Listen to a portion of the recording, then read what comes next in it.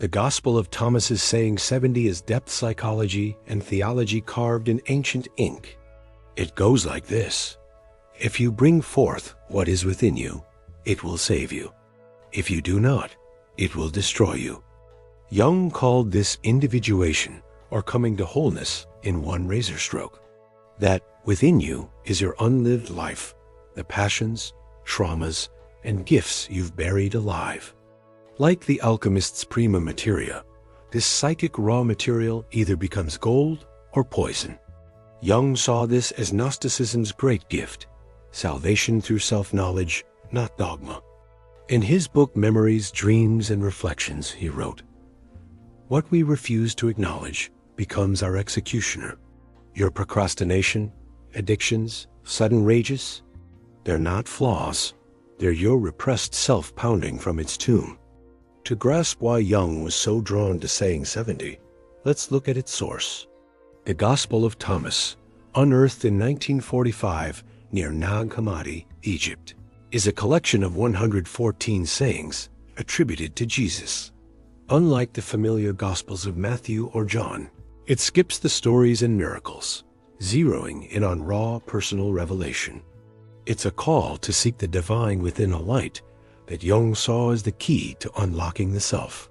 This ancient text hit him like a thunderbolt, echoing his belief that true salvation comes from wrestling with what's inside, not bowing to external rules. Consider Alex, a man who wore nice guy like a mask. He dodged conflict, always smiling, always yielding. But beneath that mask simmered a volcano of repressed anger. It erupted in subtle jabs, passive-aggressive digs, or sudden, unexplained outbursts that left his relationships in ruins and his soul in knots. Ignoring his shadow didn't make it disappear. It made it a saboteur. Then Alex tried shadow work. He named his anger, faced it, and asked what it wanted. It wasn't a villain. It was a guardian, screening for his voice to be heard. By setting boundaries and speaking his truth, he turned that rage into strength. His friendships deepened. His confidence soared. That's the alchemy of bringing forth what's within. Poison becomes gold when you dare to look. Jung linked what you do not bring forth to the shadow, the exiled parts of your psyche that morph into inner terrorists. In letters, he warned, repressed contents act like autonomous demons. That anxiety gripping your chest at 3 a.m., that's your unborn courage howling for air.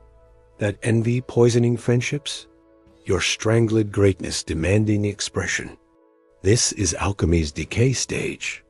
Like Jesus fasting in the desert, you must starve the ego's lies to hear your shadow's truth. A patient of Jung's dreamed of suffocating in mud until she acknowledged her repressed artistic calling. The mud vanished, and her first painting sold in Paris.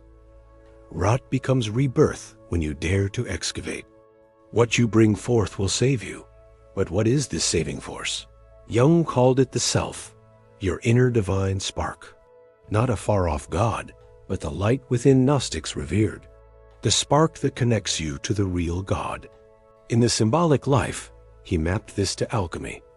The lapis, or the philosopher's stone, is the God image in man. Your creativity, intuition, even your wounds, these are the self's language. When Jung's patient Mr. X painted his nightmares with monsters and crumbling towers, he wasn't making art, he was performing sacred surgery. Each stroke integrated shadow into self. Within months, his incurable depression lifted. Why? He stopped begging for external salvation and activated his inner redemptive force. Jung's 3-step practice for saying 70. Name the destroyer. Each morning ask, what emotion or trait did I disown yesterday? Write it. My rage at being overlooked. My grief for the child I never had. Dialogue with the demon. Visualize this disowned part as a creature. Ask, what do you need to transform? Let it speak, no censorship. Sacred expression. Channel its energy. Rage becomes bold boundaries. Grief becomes a lullaby for orphans. Lust becomes tango danced barefoot. A CEO client of mine did this with his cowardice. His shadow demanded. Paint war scenes. He exhibited them anonymously. Sales boomed not because they were masterpieces, but because he'd integrated his fear into fuel. Let's unpack this ritual further. It is your map to freedom. Step 1. Name the destroyer. Wake up and reflect. What did you shove down yesterday?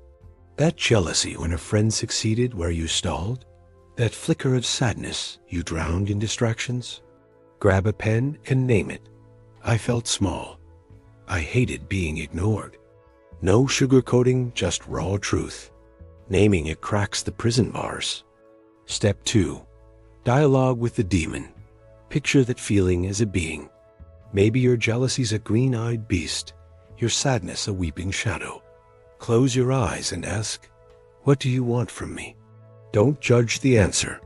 Maybe jealousy snarls, I need you to chase your own winds. Maybe sadness whispers, let me be felt. Listen. This isn't about fighting, it's about understanding. Step 3. Sacred expression.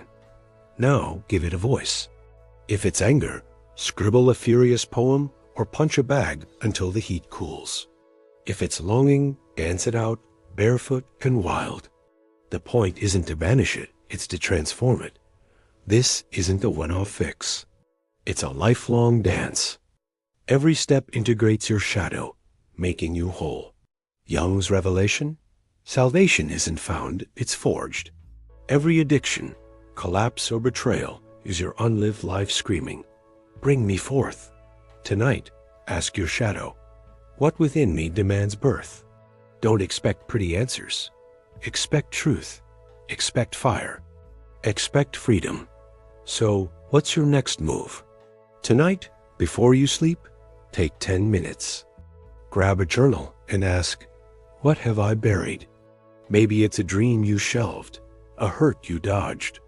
Write it down, unfiltered. Don't fear the dark. It's where your light hides. Your shadow's not here to haunt you. It's begging to heal you. Start now and watch your soul bloom.